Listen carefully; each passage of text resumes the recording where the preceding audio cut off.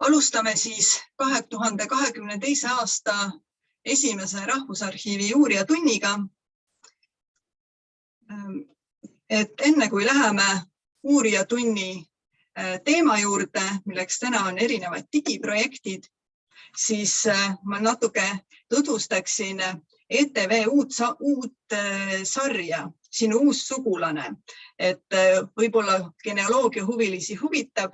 Seal on kasutatud ka väga palju erinevaid arhiiviallikaid ja sellest tulenevalt siis ongi veebruarikuises uurijatunnis juttu taaskord perekonnaloo uurimise algtõdedest. Et kuidas uurimisega algust teha, millistele arhiiviallikatele ja andmekodukudele esmajärjekorras toetuda. Et kutsun kindlasti veebruaris ühinema ja kuulama. Aga mis siis täna? Täna räägivad filmiarhiivi juhtivspetsialist Aap Tepper ja peaspetsialist Kadri Sikka fotode ja filmide digiprojektidest, mis meil siin Rahvusarhiivis käimas on. Täna kõigepealt siis räägib Aap fotoprojektist, siis räägib Kadi filmiprojektist, siis on võimalus esitada nende projektide kohta küsimusi ning lõpuks räägib Aap veel meediateegist. Nii, aga nüüd ma annaksingi sõna Aabule, et küsimusi saate esitada chatti ja tänast uurijatundiga salvestatakse, et saadame salvestuse siis kõigile, kes on ennast täna kirja pannud. Aga aitäh, Aap, sõna on sul. Tere! Nii. Slaidid on ilusti nähtavad, jah? Mina siis tutvustan fotoprojekti, Kadi siis tutvustab meile filmiprojekti, aga enne nende tagamaadest, et neid massdigiprojekte on organiseeritud päris pikalt juba ja need kõik käivad siis ühe sellise suure kultuuripärandi digiteerimise tegevuskava alla, mis siis keskendub pärandile 20. sajandi algusest peamiselt, mis läheb keskpaigani välja muidugi. Digiteeritakse dokumenti, trükiseid, fotosid, filme ja esemeid ja siis teha see võtmevaliku näol, et see kriitiline mass sellist olulist kultuuripärandit saaks nähtavaks. Ja siis seda kõike rahastatakse Euroopa Liidu struktuurivahendite investeeringutest ja seda tegevuskava on koostanud Kultuuriministeerium, Majandus- ja Kommunikatsiooniministeerium ning Haridus- ja Teadusministeerium. Need tegevuskava projektid siis on jaotatud erinevate asutuste vahel ära, kes siis veavad neid ja Rahvusarhiiv siis koordineerib 3 tüüpi projekte. Kroonikafilmi digiteerimine, dokumentide digiteerimine ja klaas- ja filminegatiivi digiteerimine. See kõik siis jaotub erinevatesse tööetappidesse, mis algab kogude kaardistamisega, projekti juhtimisega, materjali ettevalmistusega, hangetega, digiteerimise, kirjeldamise ja lõpuks siis ka materjalide avalikustamisega andmebaasides. Fotoprojekte on 2 tükki praeguses tegevuskavas ja need hõlmavad mitmeid asutusi. Esimene siis 22 asutust, digiteeritakse 65 000 filminegatiivi, 35 000 klaasnegatiivi ja nende digiteerimine toimub siis kaasasukohas. Sellest siis natuke hiljem ka. Esimene projekt siis on perioodis 2018–2022, ehk siis sel aastal avalduvad kujutised ja kirjad. Ja teine projekt algab sel aastal, digiteerimine algab sel aastal, seal osaleb vähem asutusi, 8 asutust, 5000 filmnegatiivi ainult, aga 62 000 klaasnegatiivi ja samamoodi digiteerimine siis 2 asukohas. Ja tulemused peaksid siis olema nähtavad järgmise aasta jooksul. Natuke siis sellest kõigest projektist endast ja nendest etappidest, mis kõik toimunud on paari aasta jooksul, mitme aasta jooksul. Et esmalt oli oluline üldse kaardistada see materjal, et aru saada, et mis meie asutustes olemas on ja selle põhjal tegime avaliku üleskutse fotomaterjalidele, negatiividele. Käisime külas erinevatel arhiividel ja muuseumites ja vaatasime üle, mis seisukorras need materjalid on ja mis oleks vaja selleks, et need materjalid saaksid digiteeritud. Tihtipeale tuli see mõni kogu üldse arhiveerida, tuli see puhastada, pakendada. Et see on kõik niisugune palju tööressurssi nõudev tegevus. Ja lõpuks siis ka logistika planeerimine, sest digiteerimiseks tuleb materjalid kindlasti kohale tuua. Fotoprojektis osaleb siis 24 muuseumi ja arhiivi üle Eesti. On pisemaid 1-2 inimese muuseumid ja on ka suuremaid muuseumid ja arhiivi üle Eesti. See hästi mitmekesine vahemik on kokku toodud siis erinevatest asupaikadest üle Eesti. Saared on vist pärast praegu välja jäänud, aga tulevikus neid ka saab. Siis materjalide ettevalmistust, nagu mainisin, siis see puhastamine ja pakendamine on hästi oluline, sellepärast et klaasnegatiivid näiteks tuleb alati puhastada, sest muidu digiteerime lihtsalt mustust. Selleks sai ka asutustele välja jagatud pakendeid, kuid see puhastamise ja pakendamise protsess toimus nende enda ressurssidega. Meil Rahvusarhiivi filmiarhiivis toimus ka selline mitme aasta pikkune töö, kus puhastati klaasnegatiive ja näiteks me osaleme ühe väga suure koguga ja see oli väga suur töö. Ma siin demonstreerin lihtsalt, kuidas klaasnegatiivi puhastamine toimus.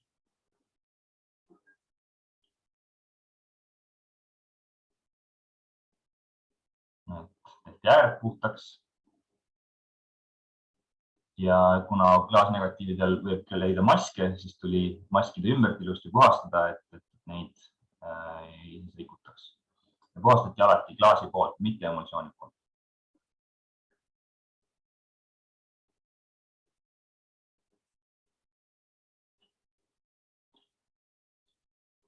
Nii, siis tuli digiteerimise jaoks kokku panna sellised prioriteedid, et see materjal saaks ilusti ära digiteeritud ja kvaliteetselt. Tuli ennast põhjalikumalt kurssi viia erinevate praktikate ja turusituatsioonidega, et mis võimalused üldse olemas on.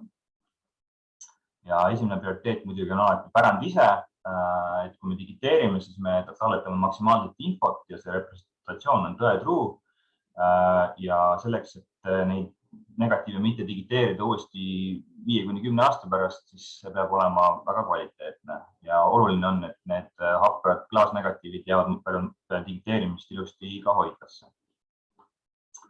Teine prioriteet oli siis standardite maailm ja leida siis selline standardi praktika, kus me tõesti saame selle maksimaalse infotalletuse, et see kogu info sellest klaasnegatiivist oleks siis meil digiteeritud.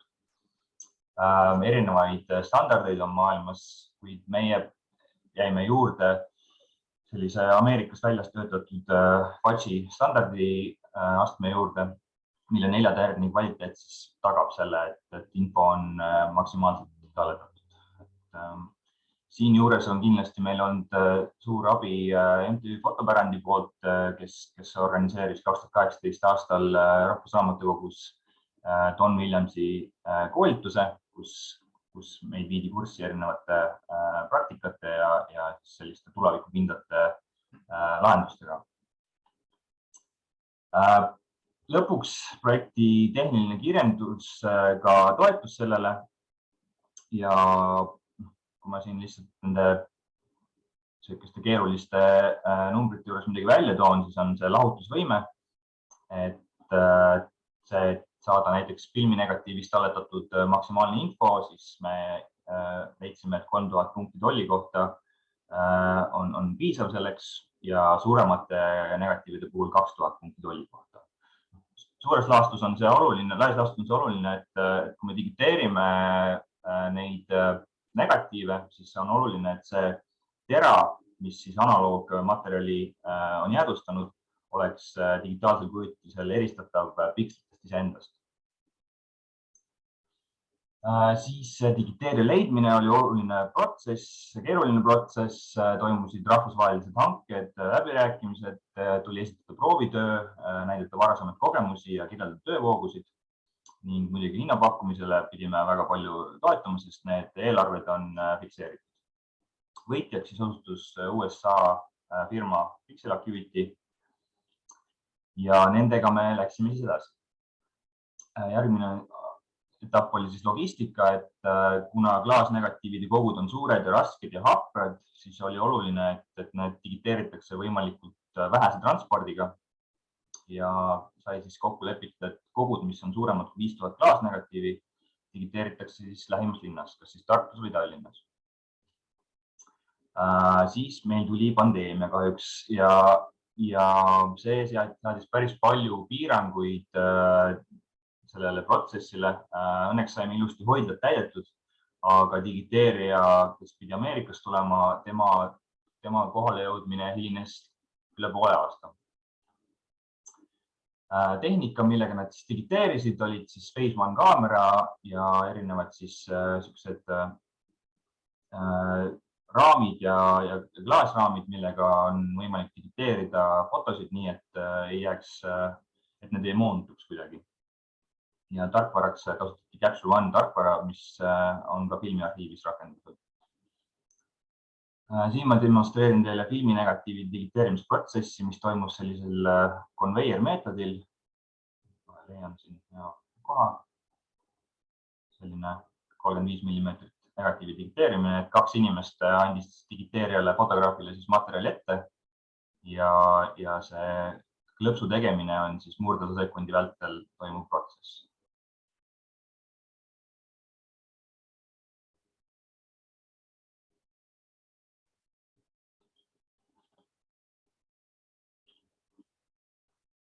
Klaasnegatiivid on natukene suurem materjal ja hapram materjal, et selle digiteerimine on natukene aeglasem. Aga maksimaalsetest numbritest rääkida, siis ühe päevaga maksimaalselt digiteeriti ära 3500 filminegatiivi ja 1600 klaasnegatiivi. Et Eestis väga selliseid võimalusi mujal tegelikult ei ole olnud. Et see tempo andis survet kõigile.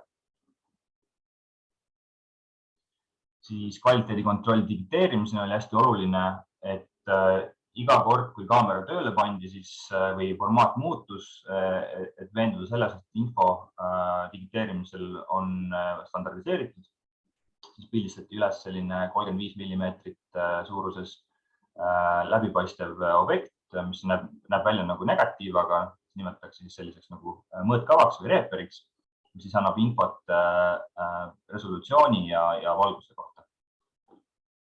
Seejärel siis oli võimalik seda analüüsida tarkvaras ja mina siis projektijuhina sain ligi sellele infole ja sain veenduda, et info digiteeriti standarditele vastavalt.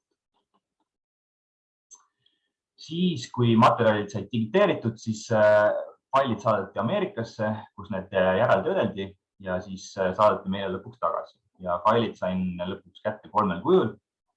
JPG kujul, mis olid siis sellised väiksed failid, millega oli hea nagu hoidlas orienteeruda. Seejärel siis TIFFid, mis on see projekti tulem, et tagatiskoopiad, mis laetakse üles muisi ja teistesse andmebaasidesse. Ja siis ka TOR-failid, mille põhjal oli väga hea teha kvaliteedikontrolli.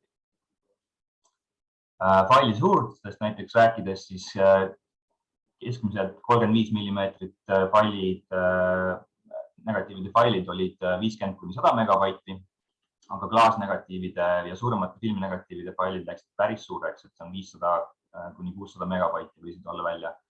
Et nende avamine juba meie võimsates arvutites oli keeruline ja nende kvaliteedikontrolli lihtsalt protsess oli palju aeglasem.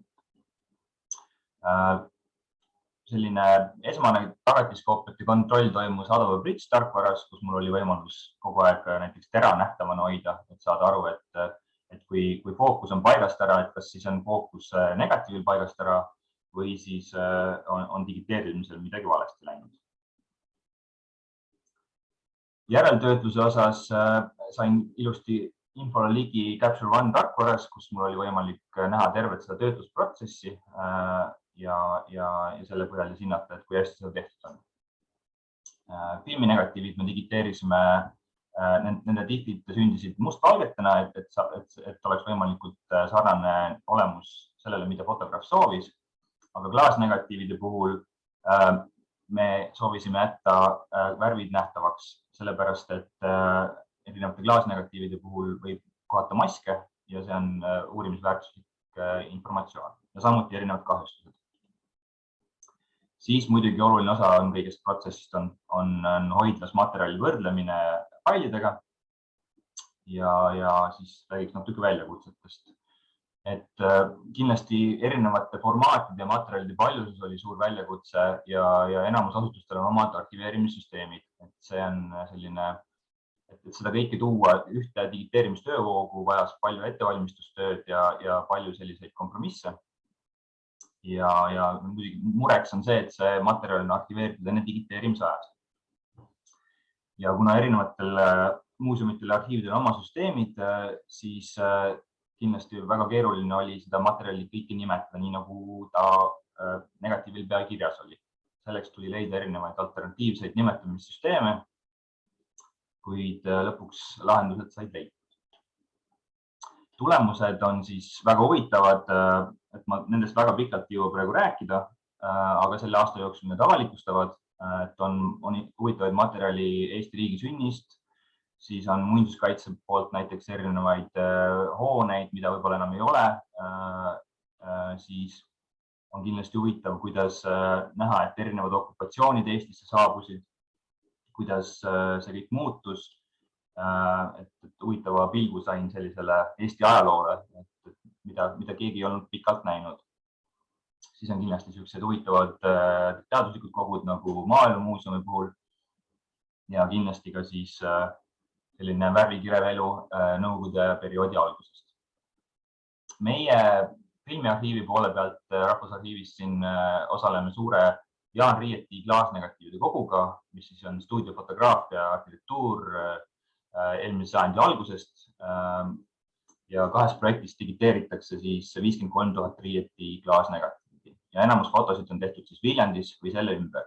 Avaneb selline väga huvitav nagu pilt 20. sajandi alguses Eestist ja üsna sellisest kontsentreeritud paigast. Meil on üle 70 000 klaasnegatiivi arhiivis olemas ja kahe projektis lõpuks siis nad saab kõik nähtavaks ja digiteeritud. Siin on animatsioon, kuidas negatiiv muutub positiiviks.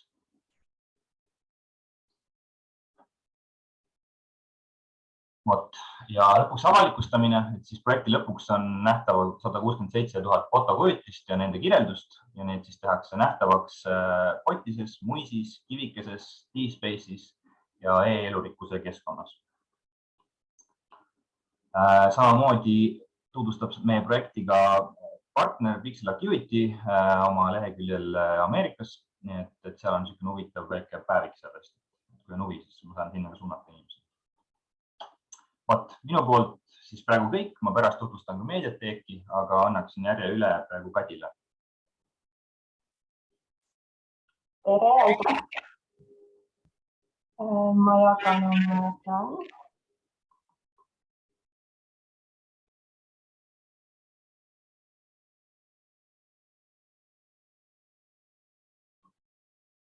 Nii, loodan, et nüüd on näha ilusti ainult slaidid. Filmipärandi osa siis kureerib selles tegevuskavas nii Rahvusarhiiv kui ka Rahvusringhääling. Rahvusarhiivi poole pealt on meil 2 projekti, hetkel mõlemad käsil. Esimene projekt puudutab 120 tundi kroonikafilme aastatest 1940 kuni 67. Ja selle projekti digiteerimine on juba lõppenud. Tegelikult ma praegusest ettekandest keskendungi peamiselt sellele, kuna selle tulem on juba avalik ja ainult kirjeldamine veel käib. Ja teine projekt siis puudutab 125 tundi mängu, dokumentaal- ja kroonikafilme. Kroonikafilme sealt umbes 20 tundi, mängufilme circa 30 tundi ja siis põhifookus teises projektis on dokumentaalfilmidel aastatest 40 kuni 93. Aga siis lähemalt sellest kroonikafilmide projektist on filmide valik kõige esimene, millega me tegevust alustasime. Tegevuskava tingimuste tõttu siis tuli paika panna sisulised ja tehnilised kriteeriumid, mille alusel filmid välja valida. Tegevuskavas oli seatud ajakava ja eelarve ja siis nendele kriteeriumitele vastavad tegevused. Ehk siis osaliselt olid need tegevused struktuurfondi toetusega rahastatavad ja siis osaliselt Rahvusarhiivi enda eelarvest. Esimese projekti sisu eripära ja valiku kriteeriumeid te näete siin ekraanil. Kõigepealt, miks just kroonikafilmid, just seetõttu, et juba see valik, mis on digiteeritud, on uurijate seas väga tihedas kasutuses juba täna, kajastab siinset elu ja inimese pika ajavahemiku jooksul, ehk siis 40. kuni 72. aastani siis 200 projekti peale on meil filmid digiteerimises. Siis unikaalne sisu, dokumentaalne väärtus ja suur uurimispotentsiaal. Seal võib näha alates sellistest piinlikult lavastuslikest paladest kuni eksperimentaalseteni välja 60ndate lõpust alates. Siis tegemist on ringvaadete kõrgajaga antud projekti valimis, mis tähendab seda, et antud juhul on ka suurem uudisväärtus, sest need ilmusid tõesti tihti 50ndate lõpus, 60ndatel ligi kord nädalas, 52 ringvaadet aastas. Lai teemade ja valdkondade ring, 140 tundi 2 projekti peale tähendab 6000 erineval teemal kroonikapala ja siis vähem tähtis ei ole ka see, et tegemist on atraktiivse materjaliga ka tänasele publikule just oma lühikeste lõikude ja paladeks jaotamise tõttu. Siin on näha mainitud kroonikapalade tootmise jaotus 50ndate lõpust 60ndate alguses siis kõige kõrgemad tootmisnumbrid saavutati. Ringvaadete ülesehitus meeldetuletuseks, üks filmiteos koosneb enamasti 4-7-8 lühemast palast. Kogu pikkus on tal kuskil 8 minutit ja siis omakorda palade pikkused varieeruvad seal kuskil minutist 3 minutini. Ja nagu öeldud, tootmise kõrgaeg 50ndate aastate lõpus. Siin üks näide, lihtsalt kerin läbi ühe 61. aasta Nõukogude Eesti number 16, siis palade kaupa, et siin on juttu siis esimesest paladest tavaliselt riigikorrast, valitsemisest, olulisematest ehitustest, järgmistes palades siis põllumajandus, maaelu, nii raske kui kergetööstus, toidutööstus, näiteks tarbeklaas, Põhjala, Kalevi, erinevad tootmisprotsessid on kajastatud. Fotohuvilistele siin impulsslambi tootmisest üks pala ja siis edasi juba sellised kergemad teemad, kultuurielu, lapsed ja tavaliselt lõpeb viimane pala sporditeemadel. Siin veel mõned teemad erinevatest ringvaadetest. Näiteks siin te näete esimest peale teise maailmasõja järgset sünkroonvõtet, siis otsest helisalvestust 46. aasta ringvaatest esimesest palast. Siin jälle edasi veealused võtted, 60ndate lõpus juba väga sellised kunstilised ja eksperimentalistlikud palad võite leida samamoodi. Samuti erinevatest filmi võttepaikadest, palad, erinevad loodus- ja linnavaated, inimesed, tootmisprotsessid. Autoritest kiiresti nii palju, et mõned oleme siin välja toonud. Näiteks Semjon Školnikov 377 Nõukogude Eesti ringvaatega on selle graafiku tipus autoritest.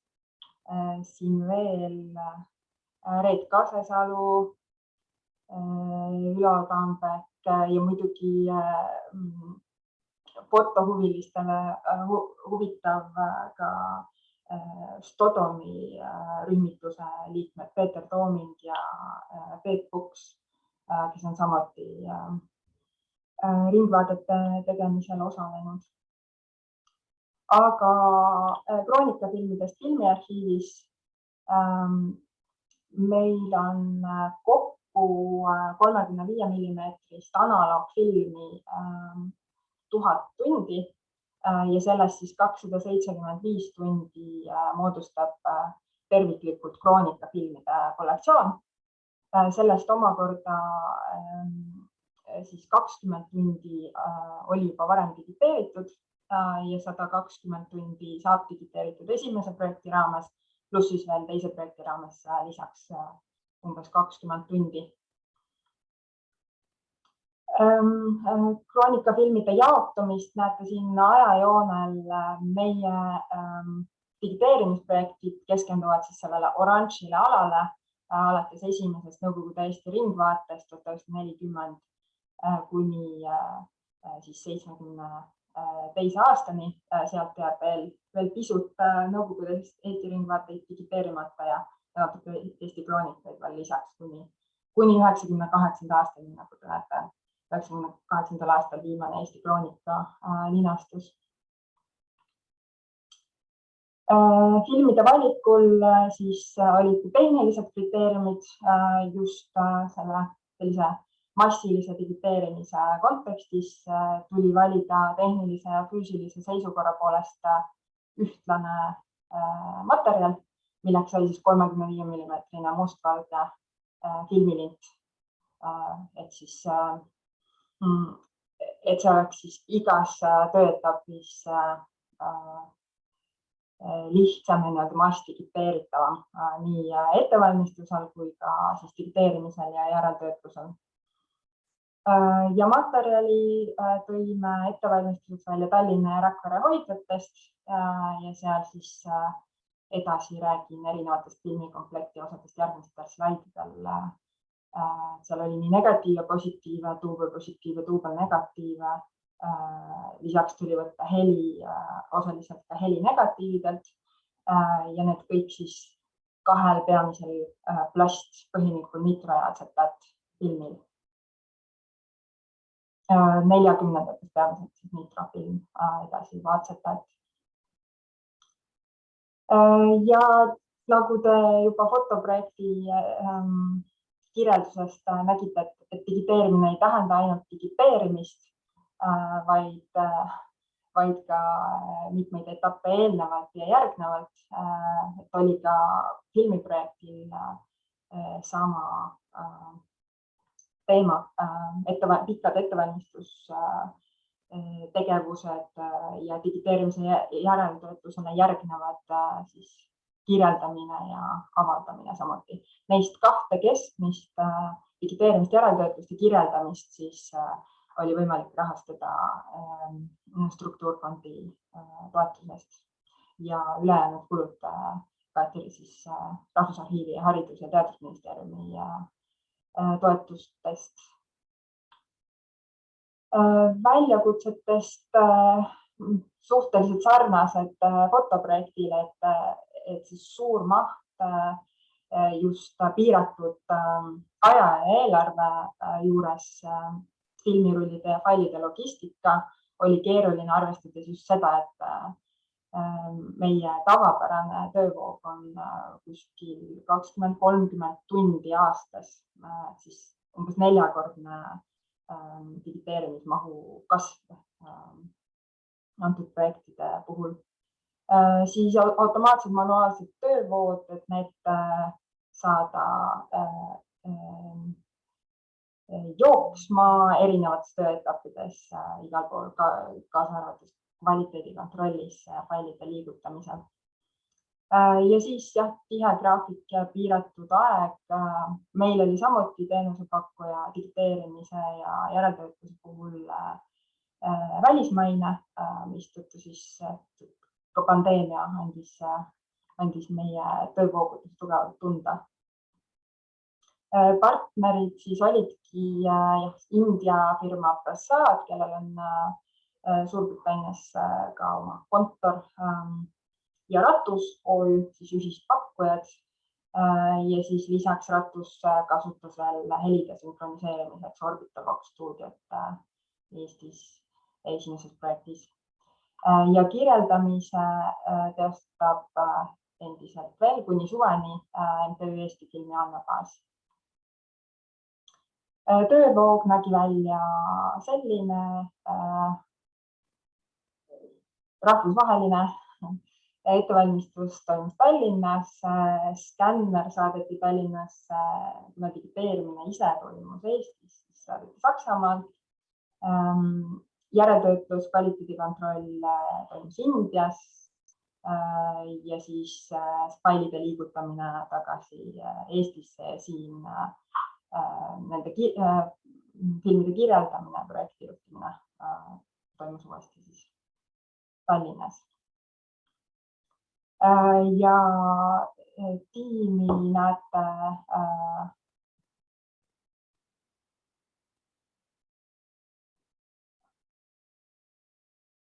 kas ekraan läks mustaks? Kas teised näevad? See on pigem individuaalne asi vist, jah? Aha, okei. Nii.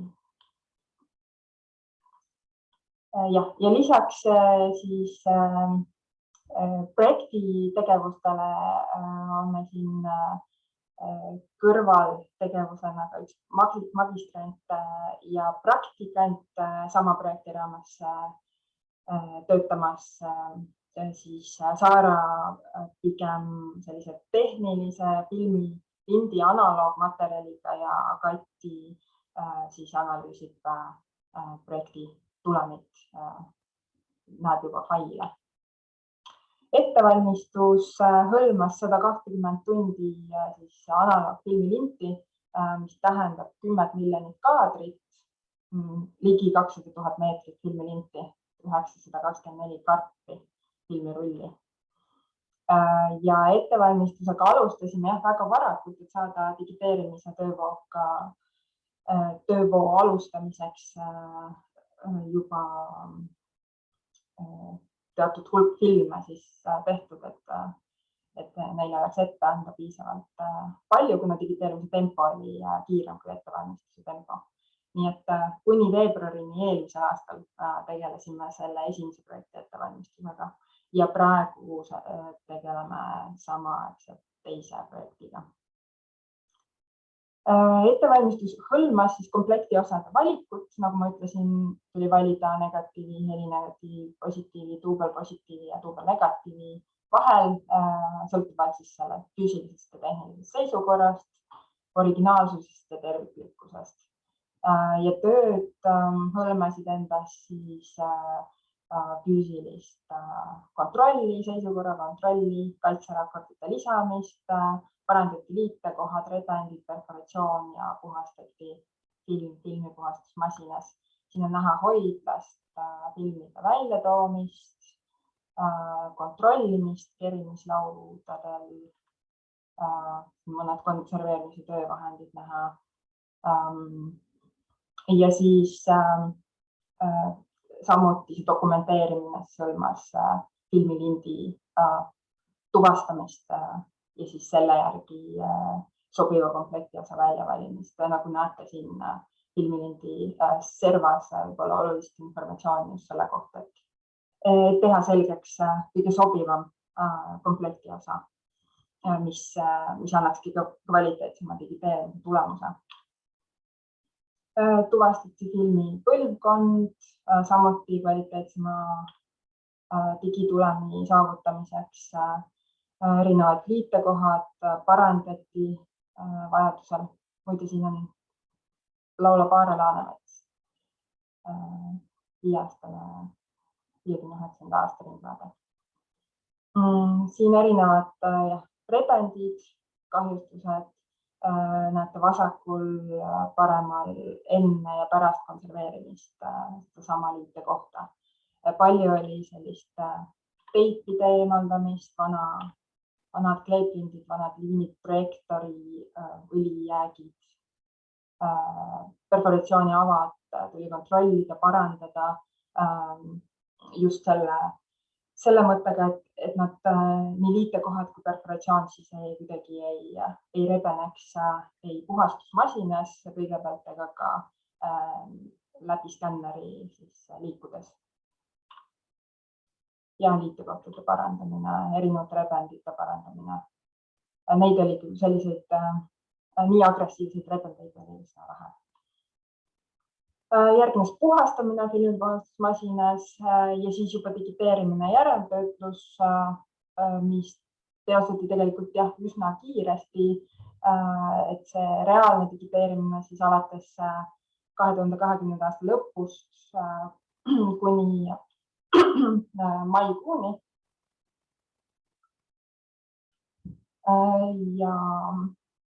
Ja mais-juunis siis sai terviklikult kogu digiteerimise tulem, siis need 120 tundi kroonikafilme nähtavaks meie andmebaasides. Digiteerimine nägi välja selline esimese projekti raames, kui see toimus filmiarhiivis koha peal. Nüüd teise projekti raames toimub see digiteerija enda stuudios, aga Tallinnas. Ja järeltöötlus siis Indias tehti kadreerimine, valguse määramine, stabiliseerimine, sünkroniseerimine. Ja tulem siis sarnaselt fotoprojektile, üks kaader, üks tipp, resolutsioonis 4K ja ainult selle vahega, et siis ühes filmirullis on umbes 15 000 sellist kaadrit, järjestikust kaadrit. Aga siis üks kaadri haaval siis digiteeriti ja üks kaader näeb siis välja selline, sisaldades nii optilist heliriba vasakul, pisut perforatsiooni avasid vasakul ja paremal, kui ka siis eelmist ja järgmist kaadrit osaliselt, mis annab siis selle ruumi kadreerida, stabiliseerida ja siis valmis kujul kasutus- ja veebikoopiat sellisest PIF-ireast luua. Ja siin on siis tulem näha, saime kasutuskoopiat 4K resolutsioonis ja HD resolutsioonis, siis identsed koopiat, resolutsiooni vahe ja siis lisaks genereerisime ka veebikoopiat, mida te näete FIS-is, mis on siis logo timecode'iga, et saab tellida vastavat lõiku, pala, mida soovite lihtsalt. Parankade valmistamisest. Kõik need filmid on lingitud FIS-i, et kui te saate ettekande, siis saate sealt otse minna FIS-i ja seal edasi vaadata. Ja 120 tundi siis digitaalsel kujul tähendas umbes 1 petabait andmeid, säilituskoopiaid üle 10 miljoni ja siis lisaks veel kasutus- ja veebikoopiad. Ja kirjeldamine toimus siis paralleelselt järeltöötluse rütmiga, siis kui kasutus valmis said. siis sealt jooksvalt neid hakati Eesti filmi andmebaasis kirjeldama ja see kestab siis, kuna see on kõige töömahukam ja ajamahukam, kestab see tegevus kuni selle aasta suveni. Kirjeldatakse sisu ja tehnilised andmed paralleelselt Eesti filmi andmebaasis, siis sealt kantakse nüüd üle ka Rahvusarhiivi filmi infosüsteemi FIS, mis saab tulevikus siis olema koos fotodega ühine platvorm Mediateek, aga sellest räägib Aap siis juba edasi. Hetkel saate tulemit nautida FIS-is. Ja lisaks soovitan lugeda, kui see projekt huvitab, siis Rahvusarhiivi ajaveebis on meie praktikant Kati artikkel, mis on siin lingitud ja samamoodi jälgida siis meie ühismeediat, kus on Facebookis, Instagramis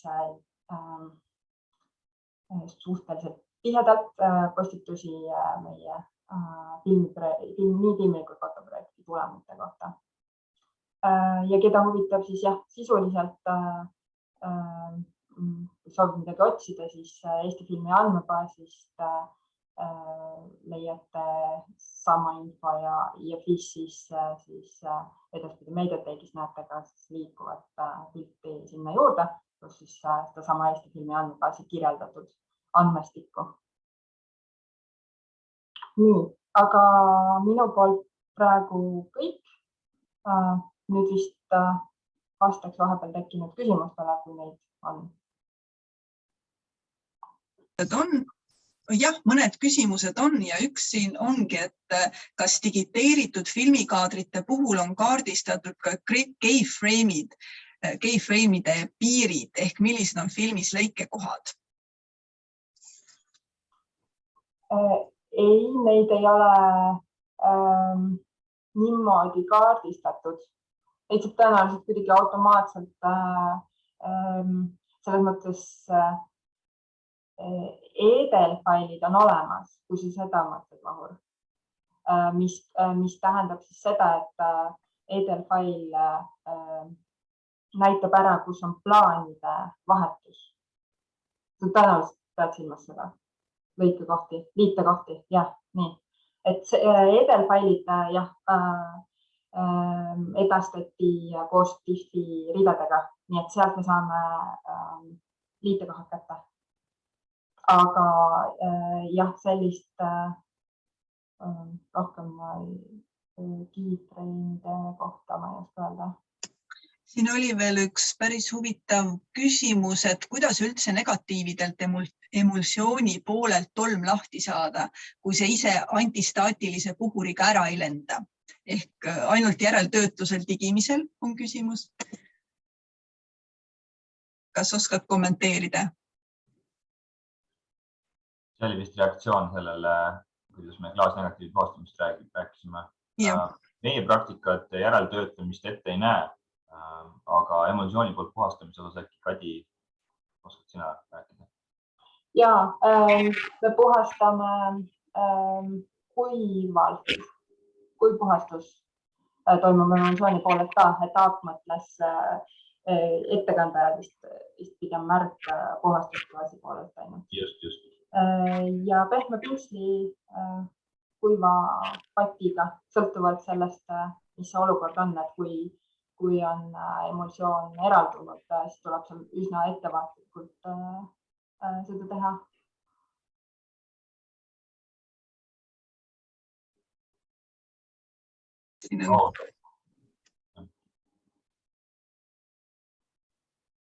Vahur küsib siin kirjeldamise kohta.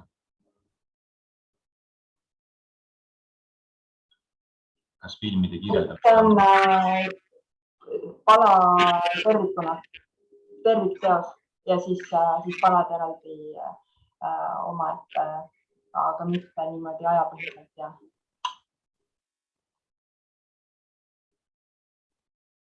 Võib-olla Aap kommenteerid veel siin Lauri Kreeni kommentaare ilme ja siis erinevate nende küsimuste kohta, mis sa juba tegelikult natuke vastasid chatis, aga võib-olla lühidalt kommenteerid.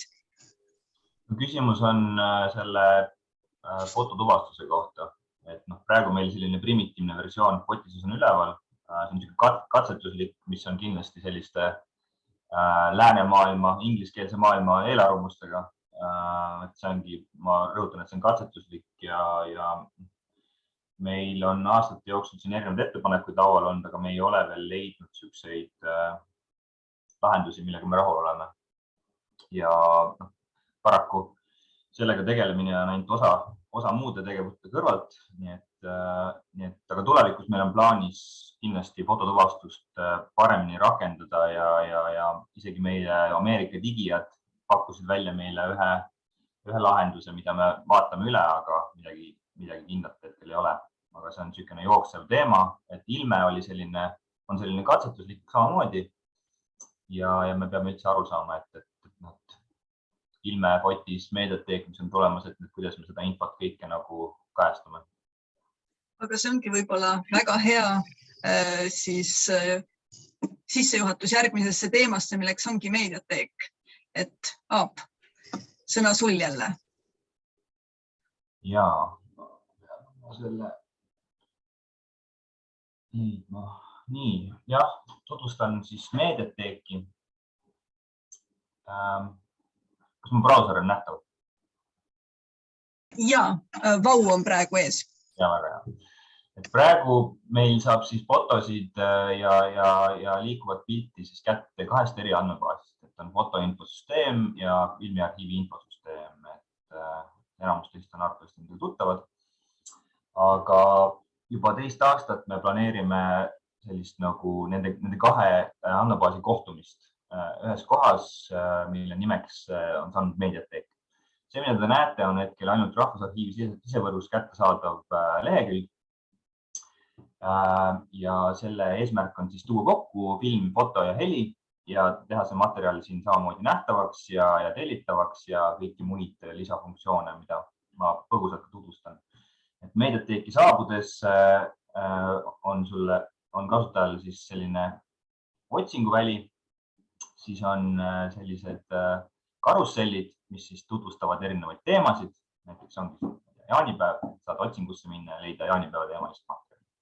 Siis allapoole scrollides on meil ainesepõhine materjal ehk siis välja sellised esile tõstud fotod, esile tõstud filmid ja helid. Et inimene, kes tuleb siia leheküljele ja päris kindel ei ole, mida ta otsida tahab veel, siis ta puutub kohe kokku mingisuguse ainesega ja äkki see käivitab seda.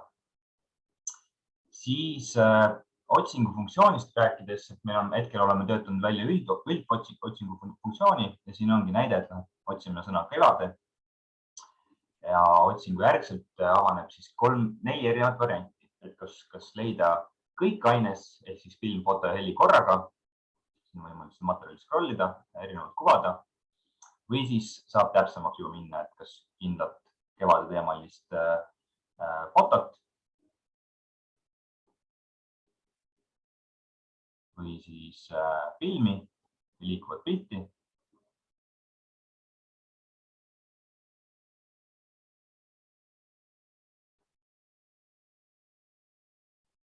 Või siis ka helimaterjale. Me oleme töötanud välja seda selleks, et oleks keskkond võimalikult kasutajasõbralik ja selline kaasaegne, et see toimiks ühtepidi nii arvutis kui ka siis mobiilis. Et see käiks kaasas siis teiste erinevate sarnaste platvormidega, kus siis leiate massimeedia informatsiooni ka.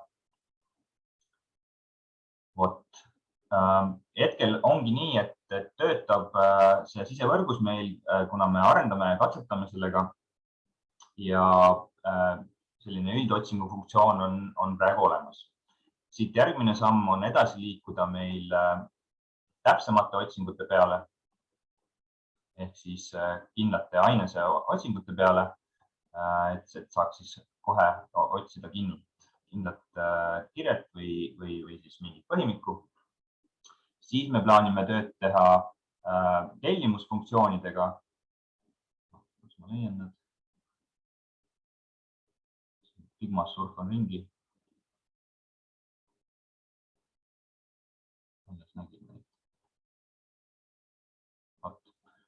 et samamoodi oleks võimalik tellida fotosid, filme ja helisid korraga. See kõik hakkab meil suhtlema ikkagi cloud-süsteemiga, aga me üritame teha seda võimalikult sujuvaks kogemuseks. Siis lisandub siia meile juurde veel, kohe demonstreerin, kollektsioonide võimalus, ehk saab olema võimalus teha siis kollektsioone hinnast materjalist, võib ka olla segakollektsioonid, foto, film ja heli, näiteks saabki teha ühe kollektsiooni sellest näiteks kevade filmist, et on kevade film ja on olemas ka fotomaterjal seti piltide näol näiteks. Need on sellised lisafunktsioonid, mis me planeerime sinna luua. Siis me genereerime hetkel ka erinevaid viise, kuidas seda materjali teha võimalikult kasutajasõbralikult kättesaadavaks. Näiteks loome ikoonid eri ainestele ja otsime viise, kuidas materjali võimalikult hästi tutvustada. Et foto puhul näiteks on ka planeeritud see, et lõpuks oleks võimalik ka fotosid suuremalt kuvada ja zoomida näiteks.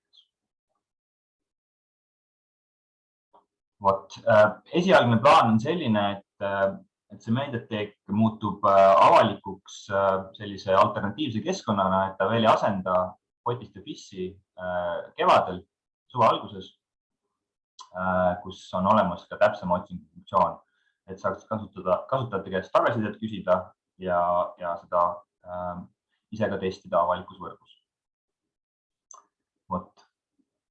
Siit võib-olla võib jälle küsimus esitada. Vaatad, siin on viimast kommentaari, et lihtsalt kõigis fotokogudes on tuhandeid duplikaate pluss mitmed fotod isikutest, kes on teisel tuvastatud. Ehk siis ma arvan, et on mõeldud, et ühes kohas on isik juba tutvustatud ja see info ei jõua nagu teise andmebaasi. Et oskad sa seda kuidagi kommenteerida? No meil endalgi seda, et Vabadussõja fotosid on päris palju sarnaseid ja meil inimene kirjeldab neid praegu, aga kindlasti siin objekti tuvastus aitaks seda kaasa. Ja tegelikult olekski hea, kui näiteks Fotis ja Muis omavahel kunagi tulevikus suhtleksid läbi erinevate appide, et infot ühtlustada, aga see eeldab, et info oleks võimalikult sarnase standardi järgi. See on teema, mida me Muisi arendajatega oleme ka arutanud ja Vahur on ka siin olnud ajapaiga poole pealt teemas, et see on kindlasti asi, mis on vajaka praegu ja ma loodan, et see kuskile ka jõuab varsti. Aitäh! Kas on veel kellelgi küsimusi, tähelepanekuid, kommentaare, et nüüd on hea võimalus Aabult ja ka Kadilt veel midagi küsida?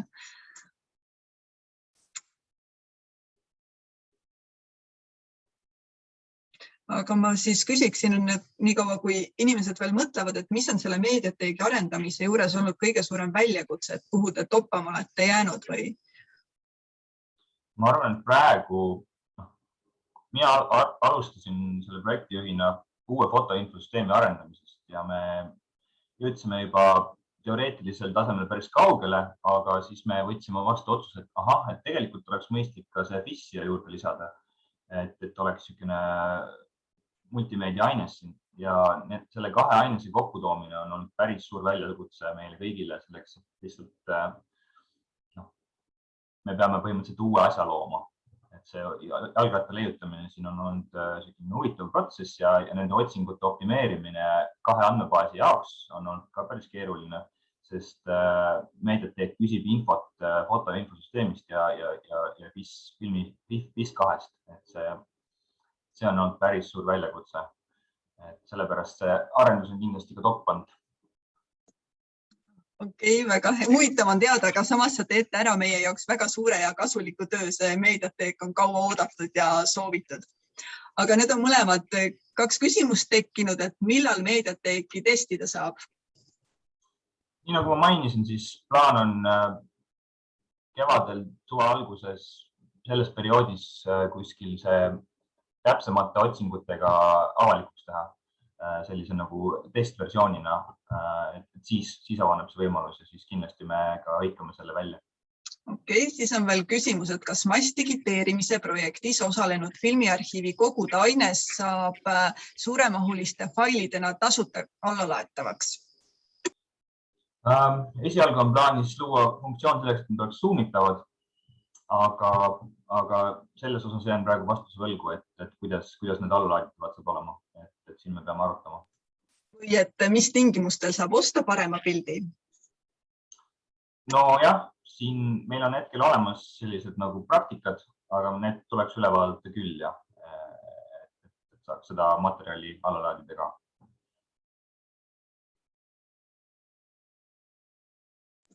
Nii, siin on veel üks küsimus autoriõiguse seaduse kohta.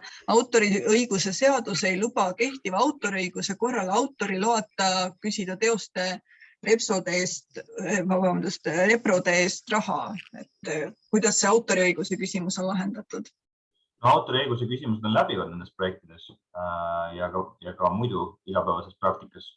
Et meil on lepingud autoritega ja kui see leping näeb ette, et tuleb autori käest luba küsida, siis me tavaliselt edastame info autorile või palume ka kasutajal ise autoriga ühendust võtta. Need on niisugused paigast nagu olemasolevad praktikad, aga jah, need projektide suured väljakutsed on kindlasti autoriõigused. Fotoprojekti materjali puhul on see hea, et enamus materjalist on loodud sel perioodil, mille materjali autoriõigused peaks olema enamuses juba aegunud. Nii et suur osa sellest materjalist saab kindlasti kättesaadavaks. No filmiprojekti puhul lisan seda, et seal on kindlasti autoriõigused pea kõigil olemas selles mõttes, et nii uuel materjalil ja sellisel juhul siis ei pea maksma digiteerimise eest. Et see töö on juba tehtud ja kasutuskoopiad loodud, digiteerimise ja järeltöötluse tegevused jäävad siis ära sellisel juhul. Saate kohe kätte. Aitäh.